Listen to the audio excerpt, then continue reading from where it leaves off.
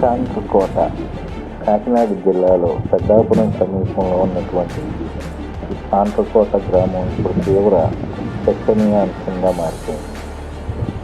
కాండ్రకోటలో దెయ్యం తిరుగుతుందని మేము చూసామని, ఆకారం ఇంకా భయానకంగా ఉందని చెప్పేసి గ్రామస్తులైతే చెప్తున్నారు.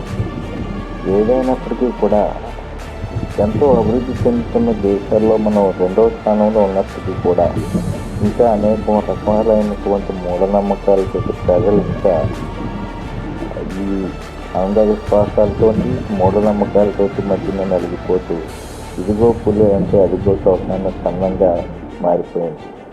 దీనికి తోడు మీడియా ఆ గ్రామాల్లో పర్యటిస్తూ అక్కడది ఏముంది ఇక్కడది ఏముందని ఇంటర్వ్యూలు చేసి వాటిలో మూఢ విశ్వాసాలను మరింత బలోపేతం చేసే విధంగా మీడియా సంస్థల యొక్క ప్రతినిధుల యొక్క పరిస్థితి అయితే అక్కడ కనపడుతుంది.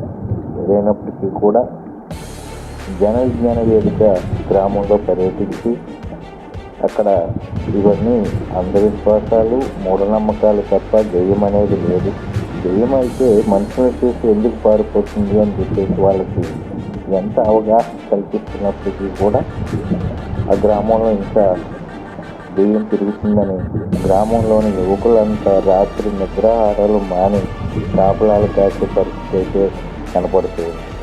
దాదాపు 2 నెలల నుంచి ఇది జరుగుతుందని చెప్తున్నప్పటికీ కూడా ఇప్పటి వరకు దెయ్యాన్ని చూశామని చెప్పిన వాళ్ళు 2-3 తప్ప ఎవరూ అక్కడ కనిపించారు. అది కూడా వారిని చూసి అది పారిపోయింది, ఆ దెయ్యం పారిపోయింది అని చెప్తున్నారు. దెయ్యం అనేది నిజంగా ఉంటే మనుషుల్ని చూసి పారిపోతుందా? దెయ్యానికి రూపం ఉందా? మరి ఈ మూఢనమ్మకంతో ప్రజలు ఎందుకు ఇలాగా మగ్గిపోతున్నారు? వీటిలో చైతన్యం ఎప్పుడు కలుగుతుంది? మీడియా సంస్థల యొక్క చూపించే విధానంలో అక్కడ జరుగుతున్నటువంటి సంఘటనలను